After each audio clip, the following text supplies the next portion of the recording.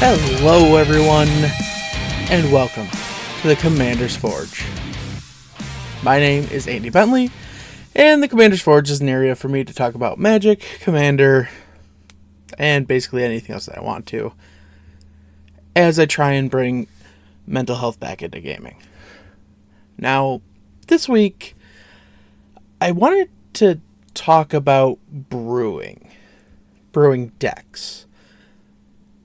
Because I was sitting at my desk and I was looking at a commander that I just didn't get to work for me.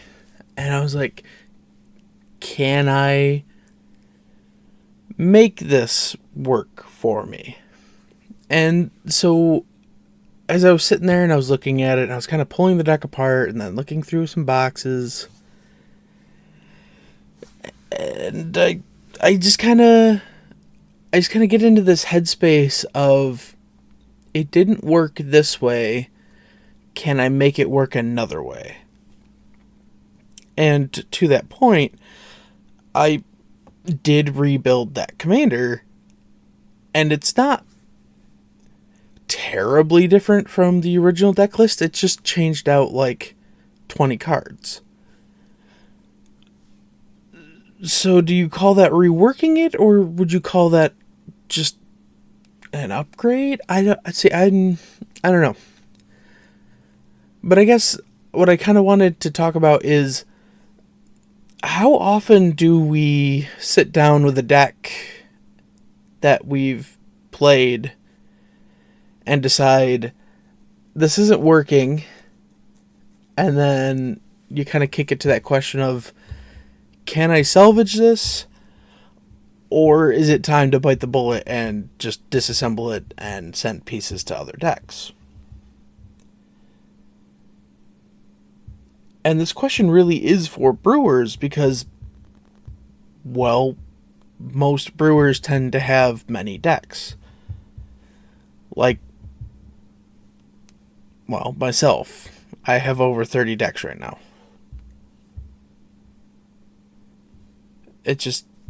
It's what I do. Like, when I'm bored, I will open a box of Magic cards and just start looking through it to see what's in there. It's kind of like my comfort zone when I'm feeling a little overwhelmed, is to just kind of get Magic cards in my hands and feel them. I don't really have a better way to say that, I guess. There are times where I will literally just shuffle a deck because I need something to take something out of my mind. Or I'll goldfish a deck because I'm sitting at my desk and nothing is popping into my head about, oh, this is what I need to talk about, or this is what I need to do for here. It helps me clear my mind. And I don't know if that's because, you know, in my head, I'm like sitting there, but I'm imagining playing against 3 other players, or because I'm like, if this was the optimal, nobody's messing with my stuff and I don't have to worry about other people's stuff, this is the optimal gameplay. I don't know. Either way, it just kind of helps me focus. Yeah. So, actually, the second half of this podcast, or whatever the second part ends up being, I'm going to be going over the new Sir Gwen deck that I essentially put together 2 days ago from my original one. But yeah, so I'll see you in a minute. Hey, I just want to take a minute to tell you about my Patreon. I know times are hard for everybody, and I know it isn't easy to shuffle around bills and stuff, believe me, I know that. But if you would like to help support the podcast and me, you can find the links to my Patreon in my link tree, which is always put into the description of either the video or the audio, wherever you're listening to it. It would really mean the world to me. Honestly, I'm just struggling to make ends meet most weeks. But that's it. That's all. If you want to help, the links will be where you can find them. And welcome back. Now, as promised, we are going to take a quick look at Sir Gwen, Hero of Asheville. I originally built this deck about a year and a half ago, maybe, give or take. I played it a few times. It underperformed a lot. And it's just kind of been sitting, so I finally grabbed it and said, you know what, let's just do something with you. So, Sir Gwen is a 5/5 human knight for 3 red, white, black. She has Vigilance and Menace, and whenever an equipped creature you control attacks, you draw a card and lose 1 life, and equipment you control has Equip Knight for 0. So that means any knight we have can be equipped for free as long as she is on the battlefield. I know some people take a heavy look into equipment. I did not. I'm only running 8. Swiftfoot Boots, Ember Cleave, Sword of Vengeance, Black Blade Reforged, Steel Claw Lance, Dark Steel Plate, Heirloom Blade, and Sigiled Sword of Valoron. Mainly because I wanted to focus a little more on the creature side of things, which was partially the original idea for the deck. Came from in Magic's history, they've had like enemy knights, I guess would be the best way to put it. Things like Black Knight, which is a human knight for 2/2 for black. It has first strike and protection from white, which is the opposite of White Knight, which is a 2/2 human knight for white with first strike and protection from black. And this has continued several times throughout Magic's history. We have things like Knight of Glory, which is a 2/1 human knight for 1 and a white with protection from black and exalted. And Knight of Infamy, which is a 2/1 human knight for 1 and a black with protection from white and exalted. I do not have the opposite side of Defender of Chaos, but Defender of Chaos is 2 and a red for a 2/1. I believe it's a human knight, but it's an old card, so I'd have to look up the errata. It has protection from white, and you may play Defender of Chaos anytime you can play an instant, so it's just old school flash. But then we have Blood Knight, which is a 2/2 human knight for red. It has first strike and protection from white. And then we have Silver Knight, which is a 2/2 for white human knight, first strike, protection from red. That was the basis for the deck, where it's just like cheap, efficient creatures that, might be able to sneak in damage. But then there's also a bunch of knights that just kind of help you get damage through. Things like Benalish Marshal, 3/3 human knight for white. Other creatures you control get +1/+1.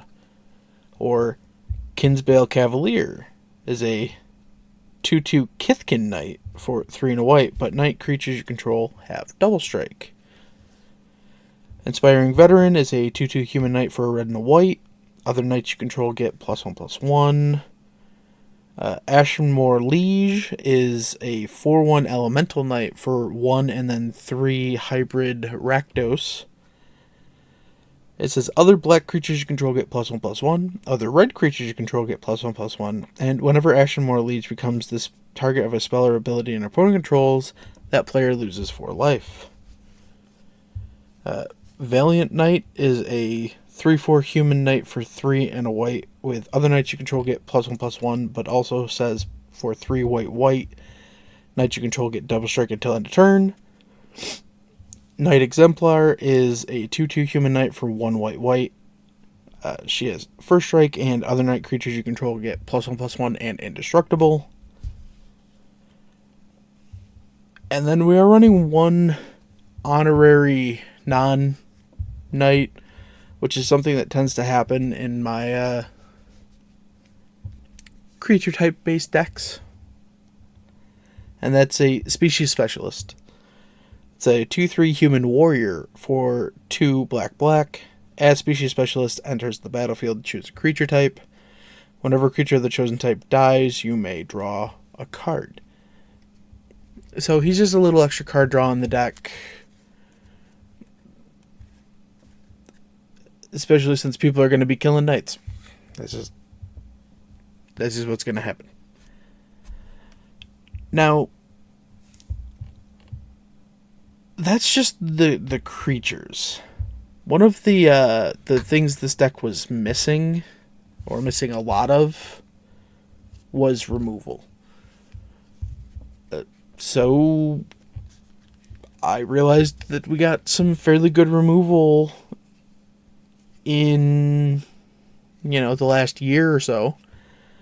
Things like Vanishing Verse. It's an instant for a white and a black to exile a monocolored permanent. We have Dire Tactics, which is an instant for a white and a black that exiles a target creature. If you don't control a human, you lose life equal to that creature's toughness. Like 98% of our creatures are humans. Closing Statement is an instant for 3, a white and a black, but the spell costs 2 less to cast during your end step. Destroy target creature or planeswalker you don't control.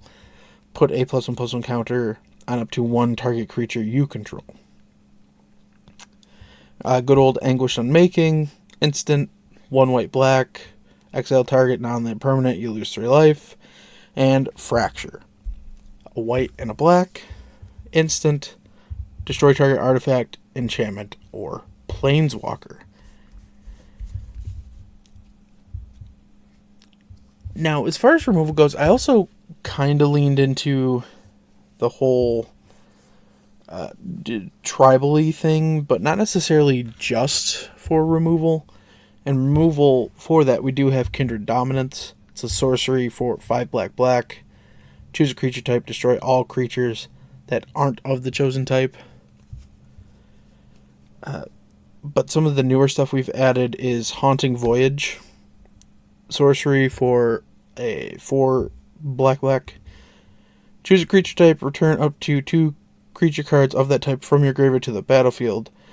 But it has a foretell cost for 5 black, which you foretell it by paying 2 generic first. And the reason the foretell here is more than the regular one is it returns all of those creature cards of that type from your graveyard to the battlefield. Knight's Charge was an enchantment for 1, a white and a black, and whenever a knight you control attacks, each opponent loses 1 life and you gain 1 life. You can also pay 6, a white and a black, to sacrifice it and return all knight creature cards from your graveyard to the battlefield. History of Benalia is a saga for 1 white. The first 2 chapters are create a 2/2 white knight creature token with vigilance. And the third one is knights you control get +2/+1 until end of turn. And then we have the Circle of Loyalty. 4 white, legendary artifact.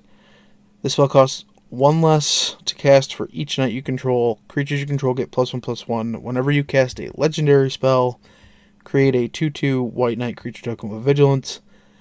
And you can pay 3, a white, and tap it to create a 2/2 knight token with vigilance. Now, I do not have many legendary creatures left in the deck. Essentially, I only have 2.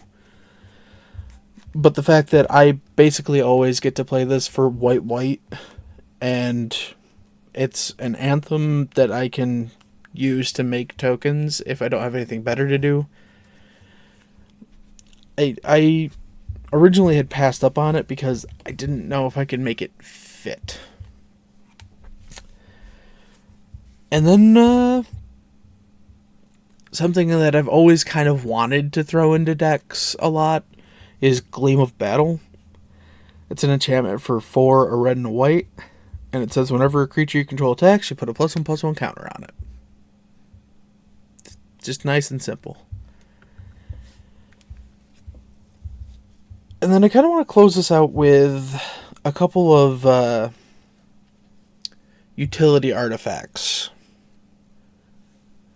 The first one being Strixhaven Stadium. It's a 3-mana artifact that you can tap to add a colorless, and then you put a point counter on Strixhaven Stadium. Whenever a creature deals combat damage to you, you remove a point counter from Strixhaven Stadium, and whenever a creature you control deals combat damage to an opponent, put a point counter on Strixhaven Stadium. Then, if it has 10 or more point counters on it, remove them all, and that player loses the game.